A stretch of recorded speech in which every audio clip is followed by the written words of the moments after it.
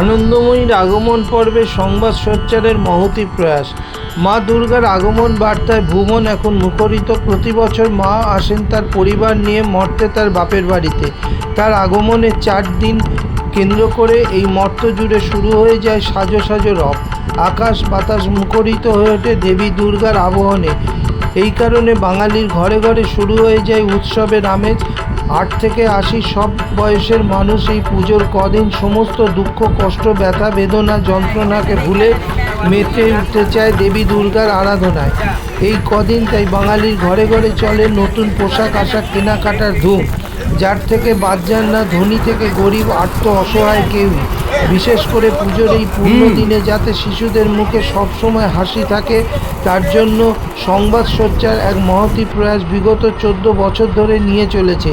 এবারে যা 15তম বর্ষে পা দিল। মূলত অসহায় গরিব পিছিয়ে পড়া মানুষদের, দুঃস্থ শিশুদের নিয়ে কাজ করে সংবাদ সোচ্চার। কখনো তাদের নতুন জামা কাপড় পরিয়ে প্যান্ডেলে প্যান্ডেলে ঠাকুর দেখিয়ে, আবার কখনো দূর দূরান্তের কোনো প্রান্তিক গ্রামে এই উপহার সাধারণ গরিবদের হাতে তুলে দিয়ে আসে। যারই পুনরাবৃত্তি এবারও হলো। এবারে সংবাদ সোচ্চার পত্রিকার উদ্যোগে মুর্শিদাবাদের সালার থানার অন্তর্গত সোনারুন্দি রাজবাড়ির সানন্দধাম অনাথ আশ্রমে প্রায় 100 ছোট শিশু কিশোর কিশোরীদের হাতে এই পোশাক তুলে দেওয়া হয়, যা পেয়ে আনন্দ আটখানা কচিকাঁচা থেকে বয়স্ক মা বোনেরা। এদিন এই মহতী অনুষ্ঠানে উপস্থিত থেকে ছোট ছেলে মেয়েদের হাতে পুজোর নতুন পোশাক তুলে দেন স্থানীয় সালার থানার ওসি কৌশল হোসেন মণ্ডল, বিশিষ্ট শিক্ষক গোলক বিহারী সিংহ, সানন্দধামের কর্ণধার অমল কুমার মাঝি ও লক্ষ্মী মাঝি।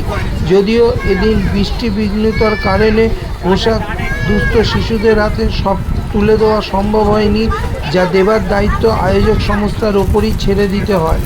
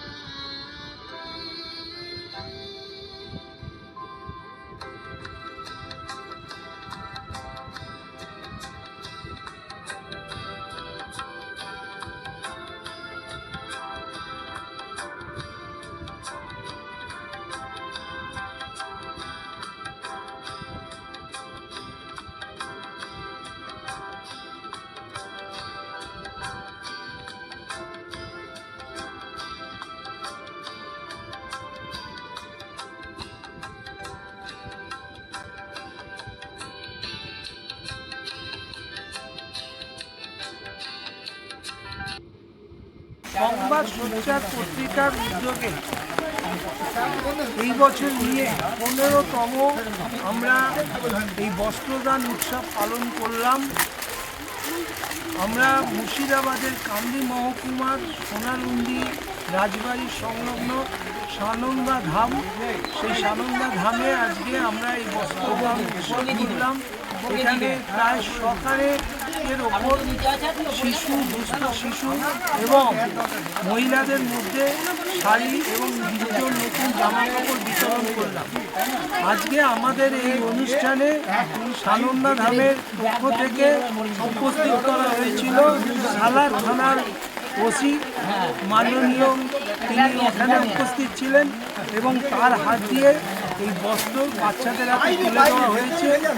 আমরা আজকের এই অনুষ্ঠান করতে পারার জন্য কৃতজ্ঞতা জানাবো যাদের উদ্দেশ্যে, যাদের ঐকান্তিক অনুদানে, যাদের সহৃদয় অনুদানে আজকে আমরা এই অনুষ্ঠানটা এখানে সম্পূর্ণ করতে পারলাম। বেশ কিছু মানুষ যাদেরকে আমরা চিনি না, যাদের সাথে আমাদের কোনো সাক্ষাৎ হয়, পরিচয় নেই, শুধু ফেসবুক হোয়াটসঅ্যাপে আমাদের কর্মকাণ্ডের কথা জেনে যারা আমাদেরকে আর্থিক অনুদান দিয়ে আমাদেরকে আজকের এই অনুষ্ঠান সাফল্যমণ্ডিত করতে সাহায্য করেছেন, আমরা তাদের কাছে কৃতজ্ঞতা প্রকাশ করছি। আমরা মনে করি আমাদের এই উদ্যোগের পাশে আগামী দিনেও তারা থাকবে। আমরা এই ধরনের উদ্যোগ গঙ্গাসাগর মেলা চলাকালীন কম্বল বিতরণের মধ্যে দিয়েও করে থাকি এবং বছরভর সংবাদ সোচ্চার পত্রিকা এবং সংবাদ সোচ্চার .com ইউটিউব চ্যানেল আমরা অনুষ্ঠান করে থাকি বিভিন্ন রকমের, এবং মানুষের মানবাধিকার নিয়েই আমাদের লড়াই সংগ্রাম চলে। আজকে আমরা এই সানন্দা ধাম সোনারুন্দি গ্রামে আছি এবং আমরা মানুষের হাতে পোশাক তুলে দিচ্ছি, বেশ কিছু বাচ্চাদের হাতে পোশাক তুলে দিয়েছি এবং এখনও ওই অনাথ আশ্রমের বহু বাচ্চা প্রাকৃতিক দুর্যোগ, এই জন্য আমরা অনুষ্ঠান সংক্ষিপ্ত করতে বাধ্য হয়েছি। নমস্কার, ভালো থাকবেন।